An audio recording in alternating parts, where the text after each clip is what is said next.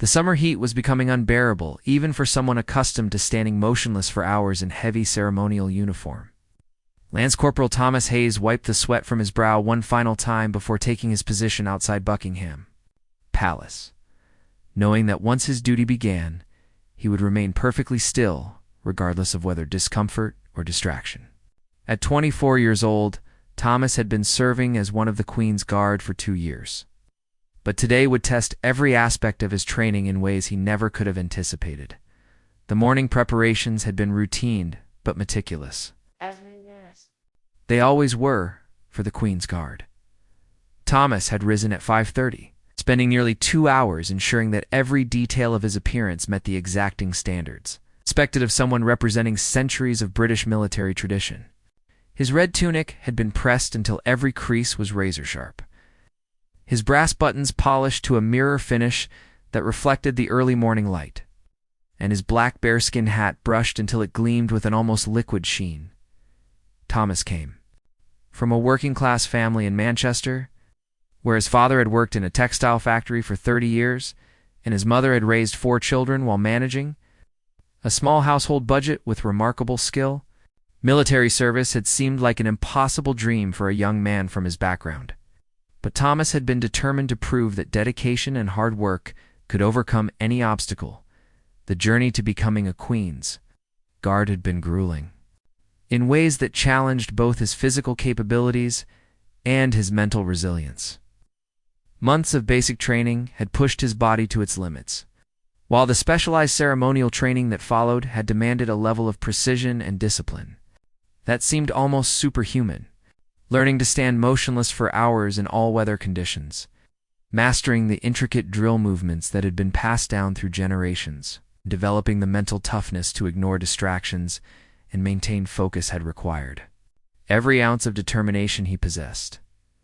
But Thomas had found something in the ceremonial duties that spoke to his deepest sense of purpose and pride. There was honor in representing something larger than himself, in being part of a tradition that connected him to centuries of British history, and in knowing that tourists from around the world would see him as the embodiment of British military excellence and discipline. This particular morning had brought the usual crowds of summer tourists to Buckingham Palace, though the heat was causing some visitors to seek shade more frequently than usual. Thomas could see families with children fanning themselves with guidebooks, elderly visitors sitting on benches in whatever shade they could find, and tour groups clustering under the limited canopy areas available around the palace grounds. The tourists came from everywhere. He could hear American accents, the musical cadences of Italian conversations, the precise pronunciation of German visitors, and the excited chatter of what sounded like a Japanese tour group. Summer in London always brought this international mix of visitors, all drawn to witness the pageantry and tradition that the Queen's Guard represented. Thomas's position gave him an excellent view of the palace, forecourt, and the steady stream of visitors who passed by throughout the day. His peripheral vision, developed through months of training, allowed him to observe the crowd while maintaining the stoic, forward-looking stance that was required of his position. He had learned to read the rhythms and patterns of tourist behavior, recognizing the difference between harmless curiosity and potential problems. Most visitors were respectful and fascinated by the ceremony and a tradition they were witnessing. Parents would explain to their children about the importance of the guards. Photographers would capture the colorful spectacle, and tour guides would share historical information about the role and significance of the Queen's Guard. Thomas had grown accustomed to being the subject of countless photographs and had learned to ignore the constant clicking of cameras and the excited conversations that swirled around him. However, experience had also taught him to be alert for visitors whose behavior suggested they might not understand or respect the boundaries that governed interactions with the guards. Occasionally, tourists would try to make the guards laugh or react. Children might attempt to touch the colorful uniforms, or visitors might pose for photos in ways that created disruptions to the ceremonial duties. On this sweltering summer morning, Thomas noticed a man who immediately stood out from the typical tourist crowd. The individual was in his early 30s, tall and powerfully built, with a kind of aggressive posture and restless energy that suggested someone looking for confrontation rather than cultural experience. like the other visitors who moved through the area with the casual pace of sightseeing. This man seemed focused and purposeful in a way that raised Thomas's internal alert level. The man was dressed casually, but expensively, in clothing that suggested wealth but lacked the refined taste that usually accompanied it. His behavior was drawing attention from other tourists who seemed uncomfortable with his loud voice and dismissive comments about the ceremony and traditions they had come to observe. Thomas could hear fragments of the man's conversation with his companions, and the tone was mocking and disrespectful. "Look at these guys playing dress-up," the man said loudly enough for nearby tourists to hear, standing there like statues pretending to be soldiers. "What's the point of all this nonsense?" His voice carried the kind of aggressive confidence that suggested someone accustomed to getting his way through intimidation rather than charm or reasoning. Thomas maintained his disciplined stance and outward composure, but internally, he was assessing the situation with the analytical skills that had been drilled into him during his military training. The man's behavior and body language suggested someone who might not be content with simple verbal mockery. And Thomas found himself mentally reviewing the protocols for dealing with disruptive visitors. The Queen's Guard had clear procedures for handling various types of problematic situations, ranging from overly enthusiastic tourists to genuinely threatening individuals.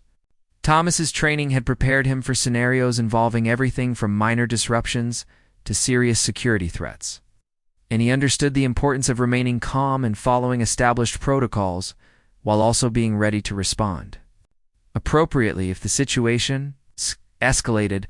The man's companions seemed uncomfortable with his behavior and were clearly trying to encourage him to move along and continue their sightseeing elsewhere.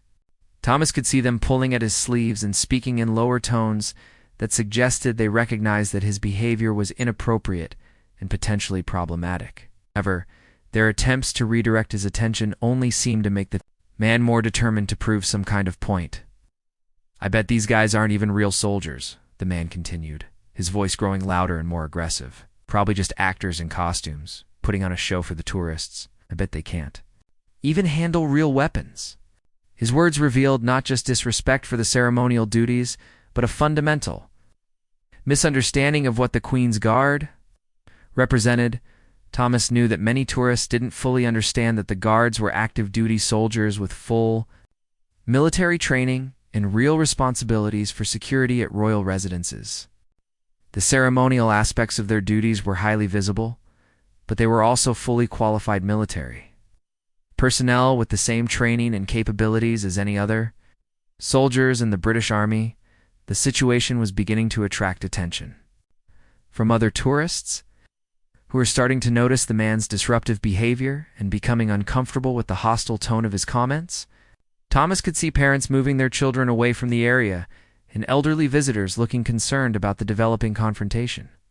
What Thomas couldn't see coming was that this man's disrespect and misunderstanding were about to escalate into a direct challenge that would test every aspect of his training, discipline, professional judgment, in ways that would create a moment neither he nor anyone present would ever forget.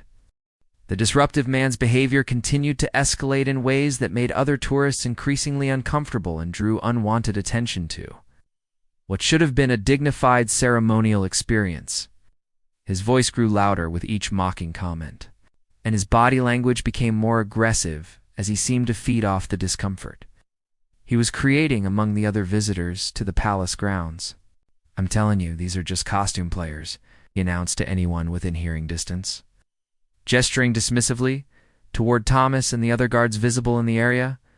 "Look at them with their funny hats and toy guns. This whole thing is just theater for the tourists. None of this means anything." His words carried a tone of absolute conviction, as if he considered himself an expert on military matters despite his obvious ignorance about the reality of the Queen's Guard. Thomas maintained his disciplined stance, but his trained awareness was tracking every aspect of the developing situation. Years of military training had taught him to assess potential threats while remaining outwardly calm and focused on his duties. The man's behavior was clearly crossing the line from mere rudeness into something more concerning, and Thomas was mentally preparing for various possible scenarios, while hoping the situation would resolve itself peacefully. Other tourists were now openly staring at the disruptive man, their expressions ranging from disapproval to outright disgust at his behavior. A group of elderly visitors from what sounded like Australia were shaking their heads and muttering comments about no respect for tradition. A family with young children had moved away from the area entirely, the parents clearly uncomfortable. With exposing their kids to such inappropriate behavior, the man's companions were becoming increasingly embarrassed and were making more urgent attempts to persuade him to leave the area. Thomas could hear them whispering urgent pleas. "Come on, mate, you're making a scene. This isn't worth it. Let's just go see something else. You're embarrassing yourself and us." But their interventions only seemed to make the man more determined to prove whatever point he thought he was making. "You want to know what I think about all this royal nonsense?" the man said, his voice now loud enough to carry across a significant portion of the palace forecourt. "I think it's time someone showed these pretend soldiers what reality looks like." The shift in his tone from mocking to threatening was obvious to everyone present, and Thomas could feel the tension level in the immediate area rise dramatically. Thomas's peripheral vision allowed him to observe the man's movement and posture. Without breaking his ceremonial stance, what he saw was concerning. The individual was no longer content to make verbal comments from a distance, but was beginning to move closer to Thomas's position. His gait had changed from casual tourist wandering to something more purposeful and focused, suggesting that his intentions were escalating beyond simple verbal harassment. The man's physical appearance and demeanor suggested someone who was accustomed to using intimidation and physical presence to get his way in situations. He was tall and heavily built, with the kind of aggressive confidence that came from rarely being challenged or contradicted. His expensive but tasteless clothing and general attitude suggested wealth without wisdom, privilege without responsibility. Other tourists were now actively moving away from the area, creating an expanding circle of empty space around the developing confrontation. Parents were hurrying their children toward other parts of the palace grounds. Elderly visitors were seeking positions where they could observe from a safe distance, and tour groups were being redirected by their guides to avoid the increasingly volatile situation. Thomas could hear the quiet conversations of concerned onlookers. Should someone call security? Is this normal? What's wrong with that man? Those poor guards have to just stand there and take it. The comments revealed that the other visitors understood both the inappropriate nature of the man's behavior and the constraints that prevented the guards from responding in normal ways. The disruptive individuals seemed to be feeding off the attention and discomfort he was creating. His movements became more theatrical and exaggerated. His voice grew louder and more aggressive, and his comments became increasingly personal and insulting. Thomas recognized the pattern from his training. This was someone who was escalating towards some kind of direct confrontation, probably as a way of proving his perceived superiority over the costume players he was mocking. "I bet these fake soldiers couldn't handle a real challenge," the man announced loudly, now standing much closer to Thomas's position than any respectful tourist would venture. "I bet they'd run away crying if someone actually stood up to them." His words were clearly designed to provoke some kind of reaction, though Thomas's training had prepared him for exactly this kind of attempted provocation. The man's companions had now given up their attempts to redirect his behavior and were standing well back from his position, their body language clearly indicating that they wanted no part of whatever was about to happen. Thomas could see them whispering among themselves and looking around nervously, as if trying to decide whether to leave entirely or stay to witness whatever their friend was planning. Palace security personnel had noticed the developing situation and were beginning to move in the area's direction, but they were positioned far enough away that several minutes would pass before they could intervene directly. Thomas understood that whatever was going to happen would need to be handled according to his training and the established protocols for dealing with disruptive individuals, at least until additional support could arrive. The man took another step closer to Thomas's position, now violating the invisible boundary that separated respectful observation from inappropriate intrusion into the guard's ceremonial space. His proximity was creating a direct challenge to Thomas's ability to maintain his duties while also ensuring that the situation didn't escalate into something more serious. "You know what I think?" the man said, his voice now directed specifically at Thomas rather than the general crowd. "I think you're just a scared kid playing dress-up. I don't think you're a real soldier at all. I don't even think you know how to use that fancy rifle you're carrying around." His words were clearly intended to provoke a reaction, but they also revealed his dangerous misunderstanding of who and what he was confronting.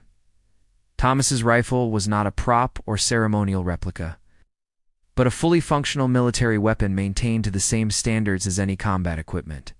His training with firearms had been extensive and rigorous, covering everything from basic marksmanship to advanced tactical applications. The man's assumption that the guards were somehow less capable than real soldiers demonstrated a fundamental ignorance about the nature and qualifications of the Queen's Guard. The situation had now reached a critical point where the man's behavior was no longer just inappropriate or disrespectful, but was beginning to constitute a genuine security concern.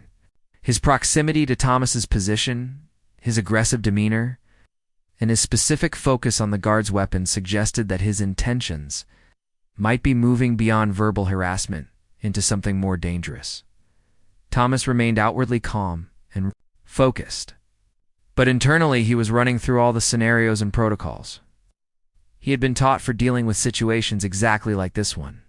His training had covered everything from minor disruptions to serious security threats, and he understood that the key to handling any crisis was to remain calm, assess the situation accurately, and respond appropriately while maintaining the dignity and professionalism expected of his position.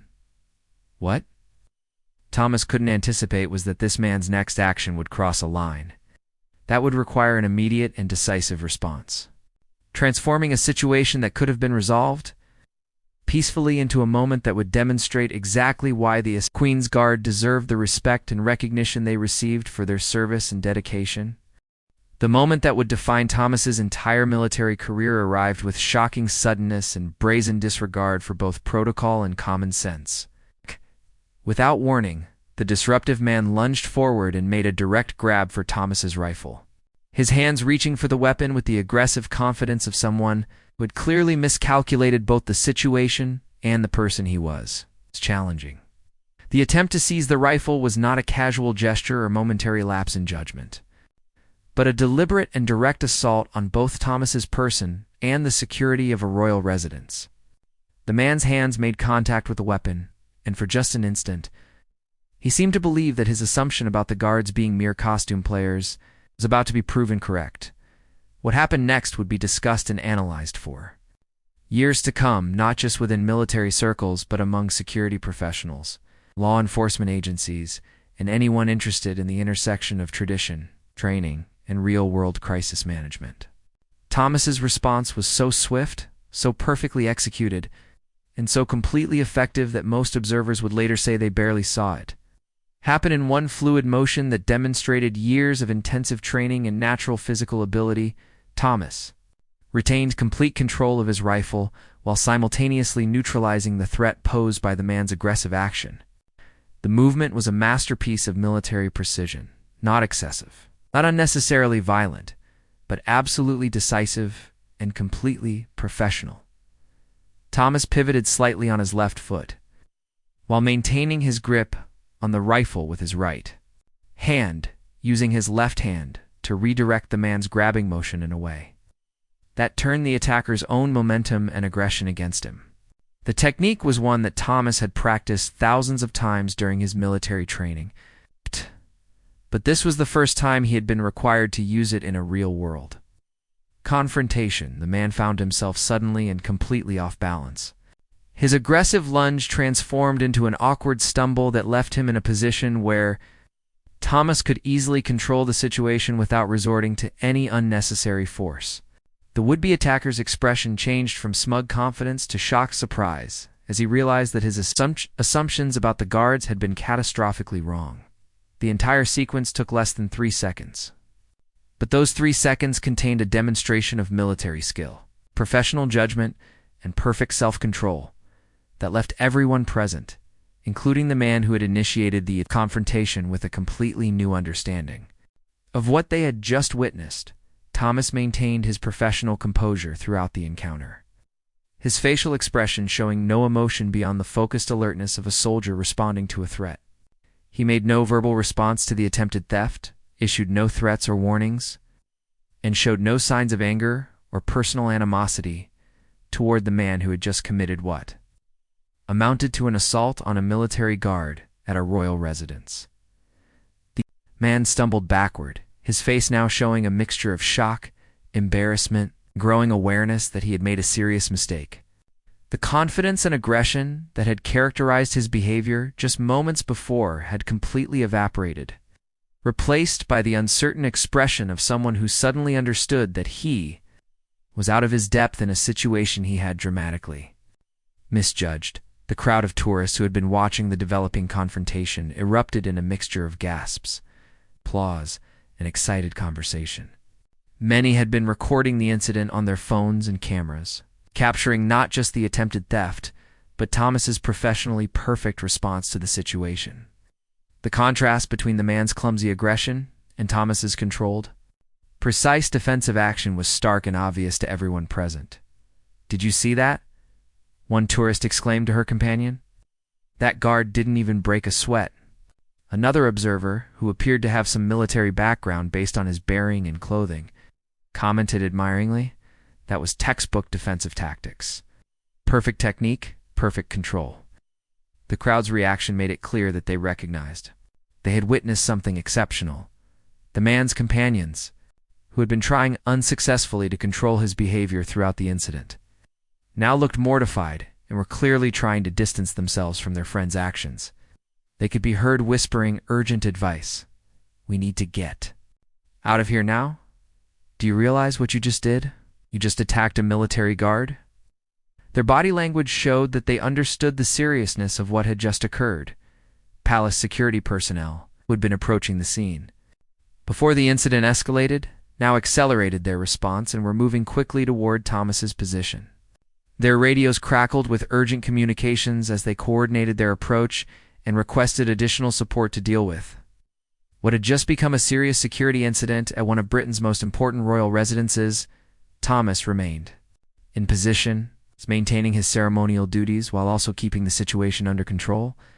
Through his mere presence and demonstrated competence, the man who had attempted to grab his rifle was now standing several feet away, looking uncertain and confused, clearly trying to process what had just happened and what the consequences might be.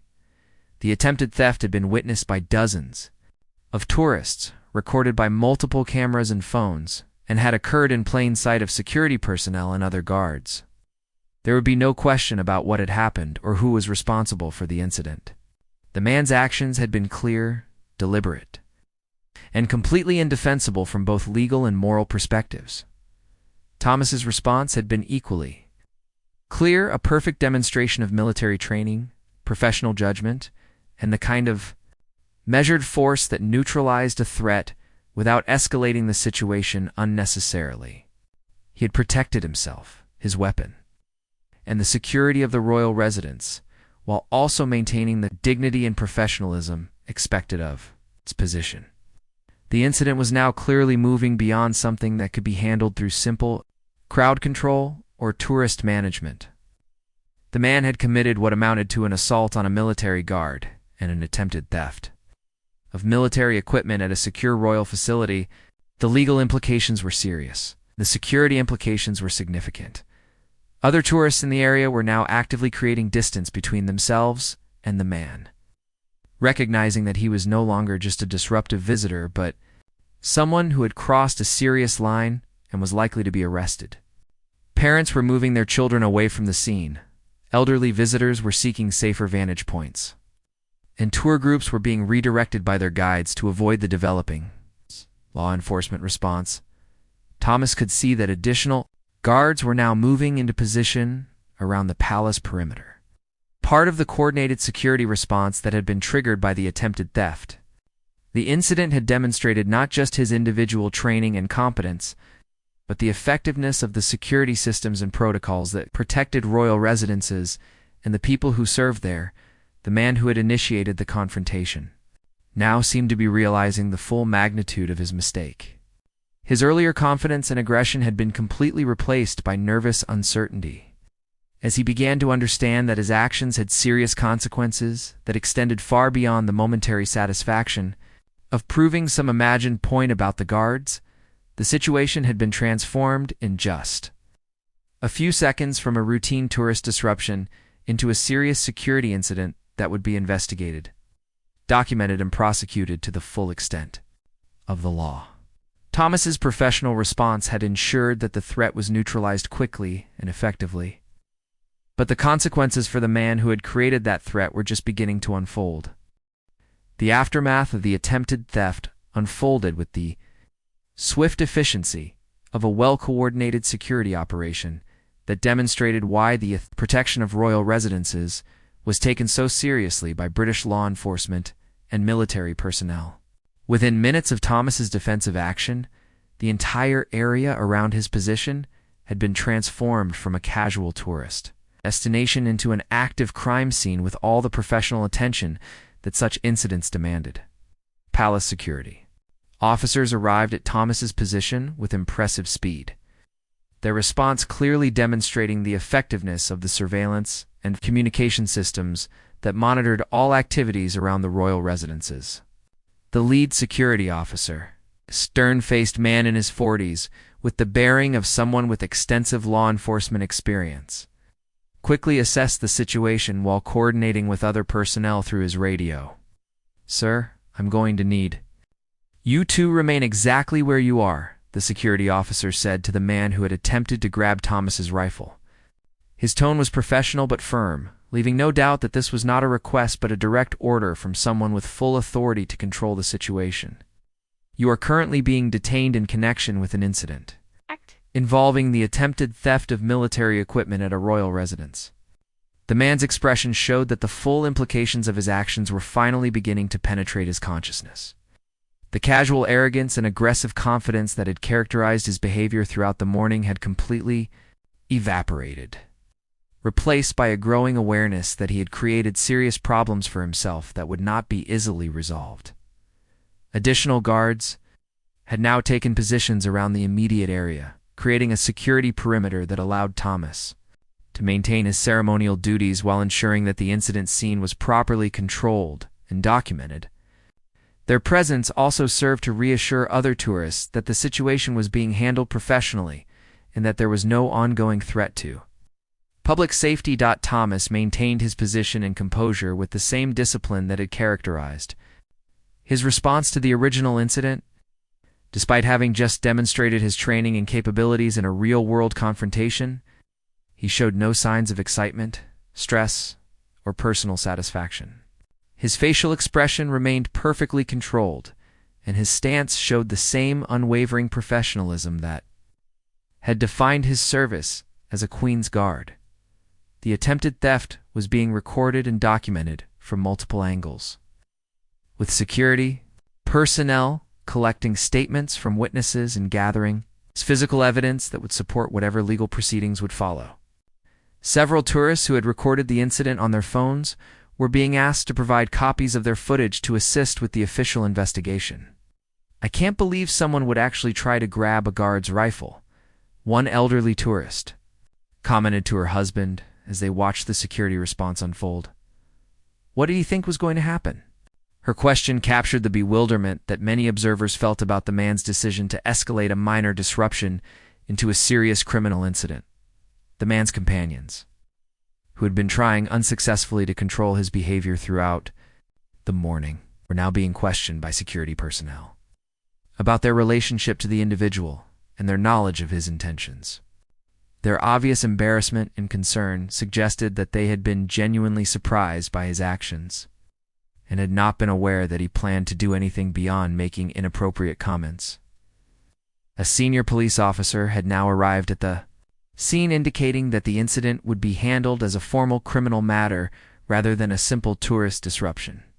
The officer, a woman in her 30s, with the confident bearing of someone experienced in dealing with serious security incidents, began coordinating with palace security to ensure that all necessary procedures were followed. We're under arrest for attempted theft and assault on a military guard at a royal residence. The police officer announced clearly and formally, ensuring that the man understood both the charges he was facing and his legal rights. You have the right to remain silent, but anything you say may be given in evidence.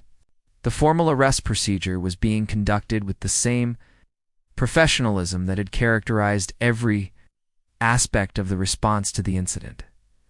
Thomas could observe the arrest procedure through his peripheral vision while maintaining his ceremonial position, but he showed no visible reaction to seeing the man taken into custody. His training had prepared him to handle the immediate threat, but it had also taught him that the legal and administrative consequences of such incidents were handled by other professionals. His job was to ensure that justice was served appropriately. The crowd of tourists watching the arrest procedure showed a range of reactions, from satisfaction that the disruptive individual was being held accountable for his actions, to amazement at the efficiency and professionalism of the security response. Many were taking photographs and videos of the arrest, clearly recognizing that they were witnessing something unusual and significant. "That guard was incredible," a young American tourist commented to his girlfriend as they watched the proceedings. "The way he handled that guy trying to grab his rifle, it was like something out of a movie, except it was completely real." His admiration was echoed by many other observers who had witnessed Thomas's professional response to the attempted theft. Palace administrators were now consulting with security personnel about the protocols for handling incidents that occurred. During ceremonial duties, the attempted theft had demonstrated the effectiveness of the guards' training and the security systems, but it had also created documentation and reporting requirements that needed to be completed properly. Thomas was approached by a senior military, an officer who had arrived to assess the situation and ensure proper procedures were followed for incidents involving active duty personnel. The officer, whose uniform indicated significant experience and authority, spoke quietly to Thomas to confirm that he was uninjured and had handled the situation according to his training. "Outstanding work, Corporal," the officer said in a voice that only Thomas could hear. "Your response was textbook perfect. You neutralized the threat, maintained control of your weapon, and preserved the dignity of your position. This is exactly the kind of professional competence we expect from the Queen's Guard." The commendation was brief but sincere, reflecting the military's appreciation for skill demonstrated under pressure. The man who had initiated the incident was now being led away in handcuffs, his earlier confidence completely replaced by obvious anxiety about the legal consequences he was facing. The charges against him were serious: attempted theft of military equipment, assault on a military guard, and creating a security incident at a royal residence were all offenses that carried significant penalties under British law. Other tourists were beginning to resume their normal sightseeing activities, though many continued to comment on what they had witnessed and to express their admiration for Thomas's handling of the situation. The incident had provided them with a real-world demonstration of the training and capabilities that lay behind the ceremonial duties they had come to observe. The security response had been swift, cohesional, and completely effective, transforming a potentially dangerous situation into a controlled law enforcement matter within minutes of the original incident. The coordination between military personnel, palace security, and civilian police had been seamless, demonstrating the effectiveness of the systems designed to protect royal residences and the people who served there. Thomas continued his duties with the same unwavering professionalism that had characterized his service throughout his career, but the incident had provided him with validation that his training was effective and that he was capable of responding appropriately to real-world challenges. The attempted theft had been neutralized quickly and efficiently, without injury to anyone involved and without compromising the security or dignity of his position. The morning's events had transformed from routine ceremonial duty into an incident that would be remembered and discussed for years to come, not just as an example of criminal behavior at a royal residence, but as a demonstration of the professional competence and training that made the Queen's Guard worthy of the respect and admiration they received from people around the world. The hours following the attempted theft brought a cascade of attention and recognition that Thomas had never experienced.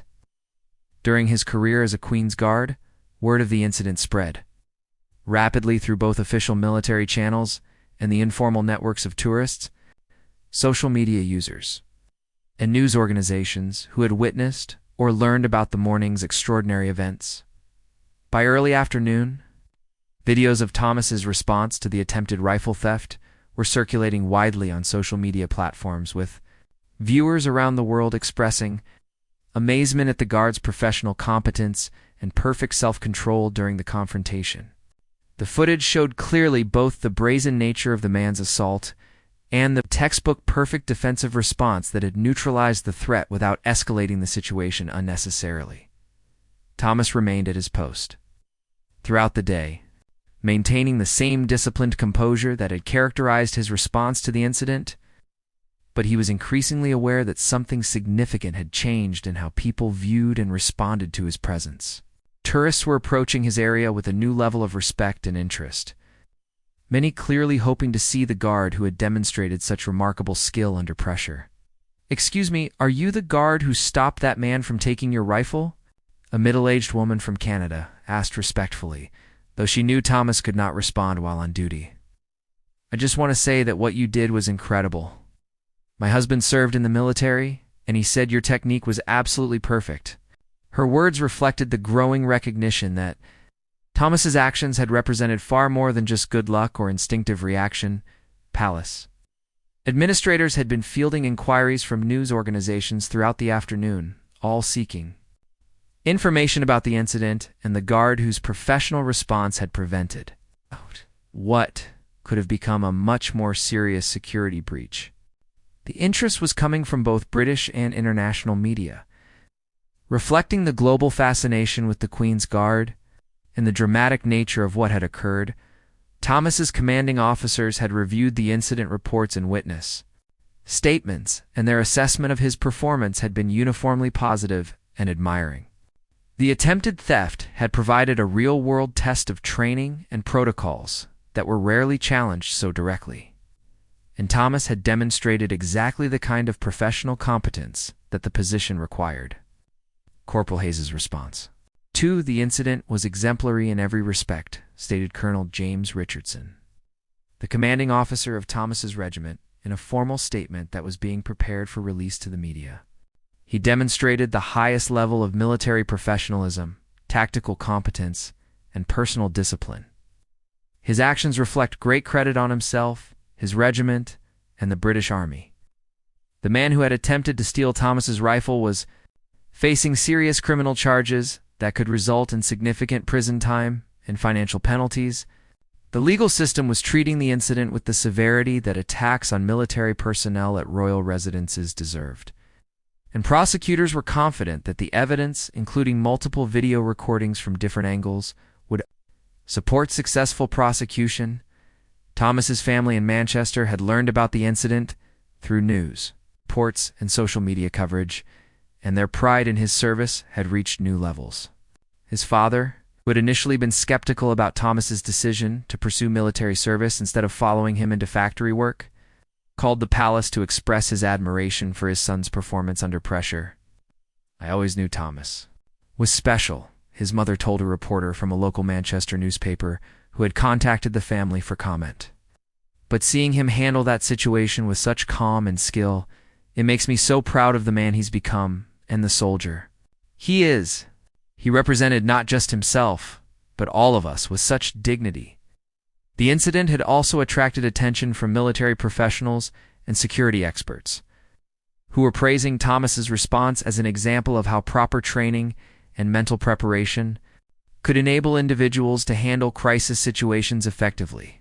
Military academies were already requesting copies of the incident footage to use in training programs for future officers and enlisted personnel. Dr. Sarah Williams, a professor of military psychology at the Royal Military Academy Sandhurst, commented on the incident for a BBC News segment, "What we saw from Corporal Hayes was a perfect demonstration of how intensive training can create automatic responses that work effectively under stress. His ability to neutralize the threat while maintaining perfect self-control, shows the highest level of professional development. Tourist reactions throughout the remainder of the day showed a new level of appreciation for the Queen's Guard and the training that prepared them for their duties. Many visitors who had witnessed the incident were sharing their experiences with other tourists, creating a ripple effect of increased respect and understanding for the ceremonial duties and the military competence they represented. "I came here thinking this was just a tourist attraction," admitted an American visitor who had witnessed the attempted theft. "But after seeing how that guard handled a real threat, I understand now that these are serious military professionals doing an important job. It's not just pageantry, it's real security performed by real soldiers." The social media response had been overwhelmingly positive, with users from around the world expressing admiration for Thomas's professionalism and commenting on the broader significance of the incident.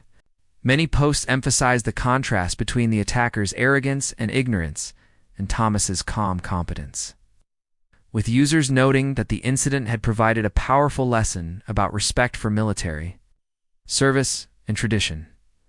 Palace security. Reviews were also positive, with officials noting that the incident had demonstrated the effectiveness of both individual training and systematic security procedures. The rapid response by security personnel, the coordination with civilian police, and the documentation of evidence had all functioned exactly as designed, turning a potentially serious threat into a controlled law enforcement matter. The hours following the attempted theft brought a cascade of attention and recognition that Thomas had never experienced during his career as a Queen's Guard. Word of the incident spread rapidly through both official military channels and the informal networks of tourists, social media users, and news organizations who had witnessed or learned about the morning's extraordinary events. By early afternoon, videos of Thomas's response to the attempted rifle theft were circulating widely on social media platforms, with viewers around the world expressing amazement at the guard's professional competence and perfect self-control during the confrontation. The footage showed clearly both the brazen nature of the man's assault and the textbook perfect defensive response that had neutralized the threat without escalating the situation unnecessarily. Thomas remained at his post throughout the day, maintaining the same disciplined composure that had characterized his response to the incident, but he was increasingly aware that something significant had changed in how people viewed and responded to his presence. Tourists were approaching his area with a new level of respect and interest, many clearly hoping to see the guard who had demonstrated such remarkable skill under pressure. "Excuse me, are you the guard who stopped that man from taking your rifle?" a middle-aged woman from Canada asked respectfully, though she knew Thomas could not respond while on duty. "I just want to say that what you did was incredible. My husband served in the military, and he said your technique was absolutely perfect." Her words reflected the growing recognition that Thomas's actions had represented far more than just good luck or instinctive reaction. Palace administrators had been fielding inquiries from news organizations throughout the afternoon, all seeking information about the incident and the guard whose professional response had prevented what could have become a much more serious security breach. The interest was coming from both British and international media, reflecting the global fascination with the Queen's Guard and the dramatic nature of what had occurred. Thomas's commanding officers had reviewed the incident reports and witness statements, and their assessment of his performance had been uniformly positive and admiring. The attempted theft had provided a real-world test of training and protocols that were rarely challenged so directly, and Thomas had demonstrated exactly the kind of professional competence that the position required. Corporal Hayes's response to the incident was exemplary in every respect, stated Colonel James Richardson, the commanding officer of Thomas's regiment, in a formal statement that was being prepared for release to the media. He demonstrated the highest level of military professionalism, tactical competence, and personal discipline.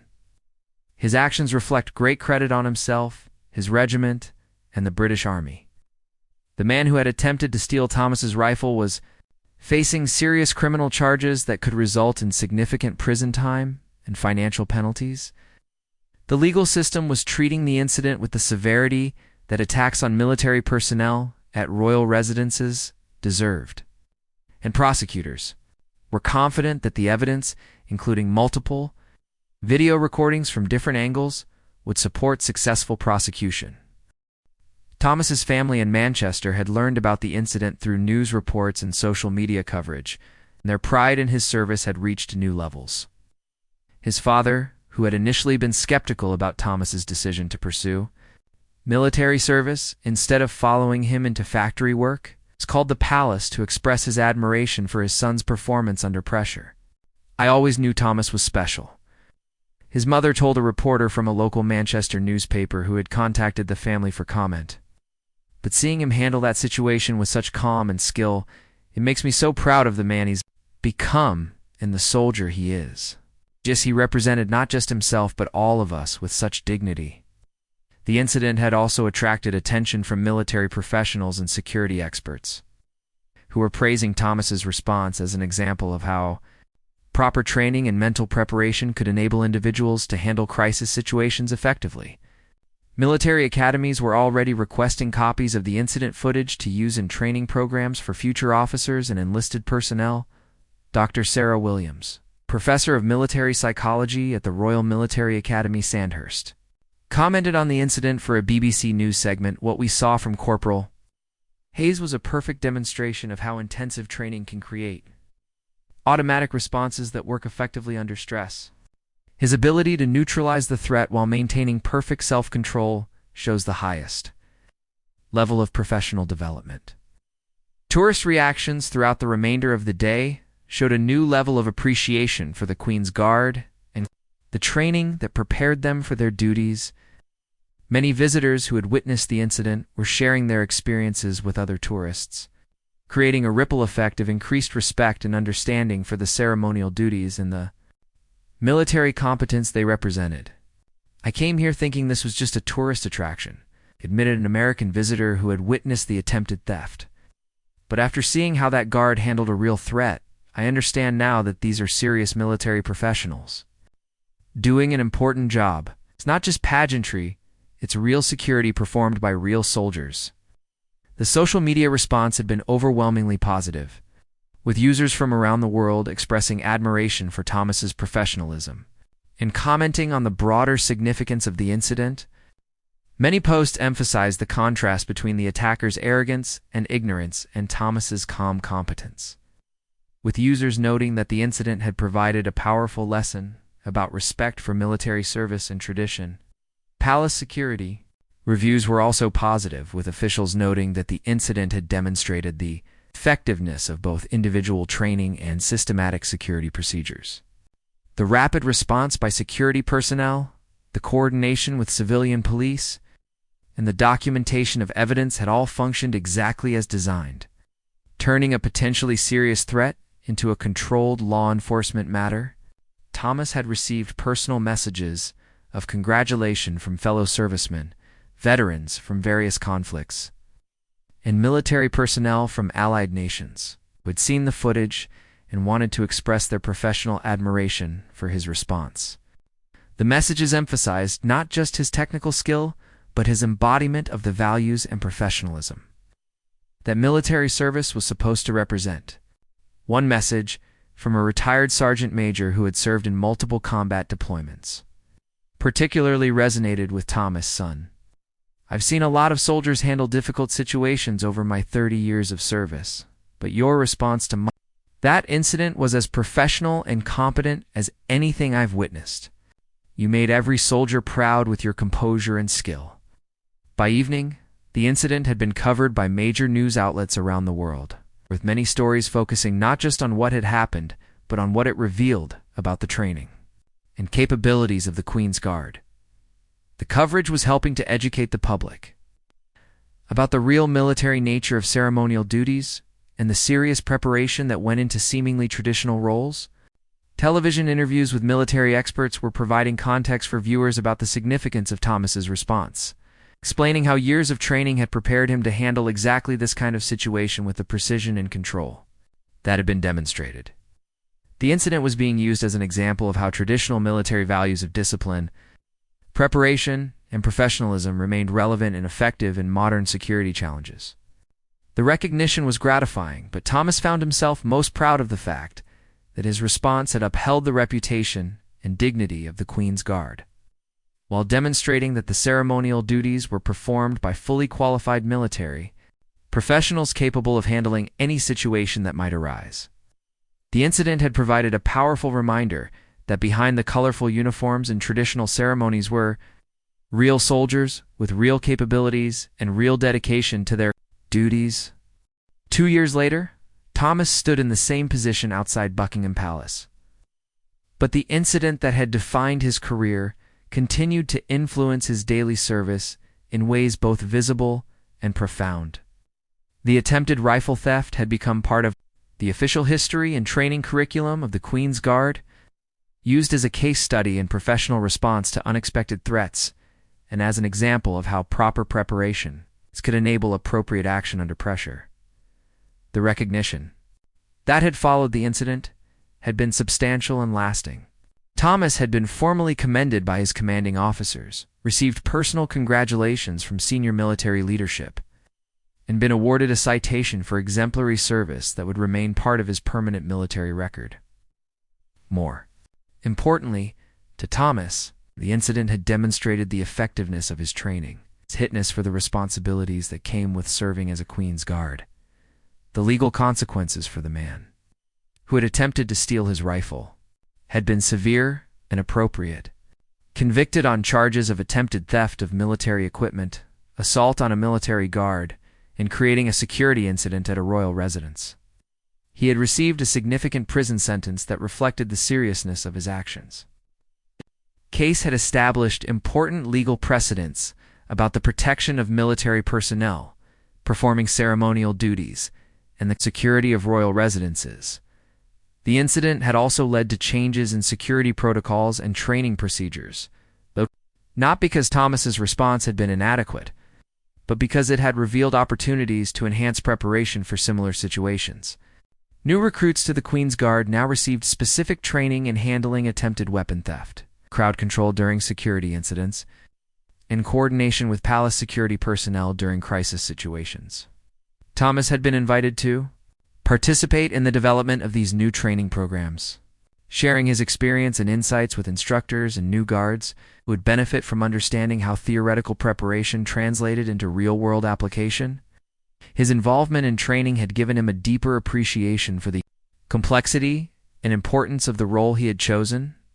The key thing to understand, Thomas would tell new recruits during training sessions, is that our ceremonial duties are real military service with real security responsibilities. The uniforms and traditions are important, but underneath all of that, we're soldiers who need to be ready for anything. That morning taught me that all the training we do has a purpose, even when we hope we'll never need to use it.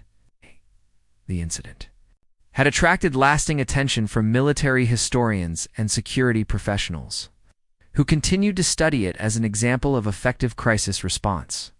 Academic papers had been written about the psychological and tactical aspects of Thomas's reaction, and the incident was frequently referenced in discussions about the integration of ceremonial duties with practical security responsibilities. The tourism impact had been unexpected but significant. Rather than deterring visitors, the incident had actually increased interest in the Queen's Guard and the ceremonial duties performed at royal residences. Tourists now came with a deeper understanding of the military competence behind the colorful uniforms, and Thomas noticed that visitors showed greater respect for the guards and their duties. Ever since that incident made international news, served a palace tour guide, visitors ask much more sophisticated questions about the guards' training and capabilities. People understand now that this isn't just pageantry, it's real military service by real professionals. It's actually enhanced the educational value of visits to the palace. Thomas's family had become local celebrities in Manchester. It was his parents frequently invited to speak at community events and school programs about military service and the importance of dedication and preparation. His father, who had once questioned the practical value of ceremonial military service, had become one of its most articulate defenders. "My son showed the whole world what it means to be a professional soldier," his father would say in interviews. "He didn't use more force than necessary. He didn't lose his temper. He handled a dangerous situation with perfect composure." That's what proper training and good character can accomplish when they're tested under pressure. The social media legacy of the incident continued to influence public perception of the Queen's Guard, with the videos of Thomas's response being shared regularly as examples of professional competence and proper training. The incident had become part of internet culture, referenced in discussions about military service, professional development, and the importance of taking seriously roles that might appear ceremonial. Military recruitment had received a boost from the incident, with many young people citing Thomas's example as inspiration for considering careers in the armed forces. The incident had demonstrated that military service could involve both traditional ceremonial duties and practical security responsibilities, appealing to people who were interested in serving their country in roles that combined honor, tradition, and real-world importance. Thomas himself had been promoted and had received opportunities for advanced training and leadership roles that might not have been available without the recognition that had followed his handling of the incident. However, he remained committed to his duties as a Queen's Guard, finding satisfaction in the combination of ceremonial tradition and practical responsibility that defined the role. The man who had attempted to steal Thomas's rifle had been released from prison after serving his sentence, but the incident had apparently provided him with a sobering lesson about respect for military service and the consequences of criminal behavior. Reports indicated that he had expressed remorse for his actions and had gained a new understanding of the professionalism and training that military service represented. On quiet mornings when Thomas stood at his post, he would sometimes reflect on how a few seconds of crisis had shaped his entire career and contributed to broader understanding of the Queen's Guard's role and capabilities. The incident had demonstrated that ceremonial duties and practical security responsibilities were not contradictory but complementary aspects of professional military service. The legacy of that summer morning continued to influence how the Queen's Guard was perceived and understood by the public, by military professionals, and by the guards themselves. Thomas's response had provided a powerful example of how training, professionalism, and good judgment could combine to handle unexpected challenges effectively while maintaining the dignity and honor that centuries of tradition demanded. Tourists still approached his area with respect and interest, many clearly hoping to see the Guard, whose professional response had become legendary within military circles and beyond. Thomas maintained his duties with the same disciplined composure that had characterized his service throughout his career. But he carried with him the satisfaction of knowing that, when tested under pressure, his training, preparation, and character had proven equal to the challenge. The attempted rifle theft had lasted only seconds, but its impact had been lasting and profound. It had demonstrated to the world that the Queen's Guard deserved the respect and admiration they received, not just for their ceremonial traditions, but for their professional competence and dedication to duty. Thomas's response had created a moment that would be remembered and discussed for generations. A perfect example of how proper preparation, professional training, personal courage could transform a potential tragedy into a triumph of military excellence and human character. The man who had tried to take a Queen's Guard's rifle had indeed not been ready for the Guard's response. But more than that, he had provided Thomas with an opportunity to demonstrate why the Queen's Guard represented the finest traditions of British military service and why those traditions remained as relevant and important in the modern world as they had been throughout their long and distinguished history.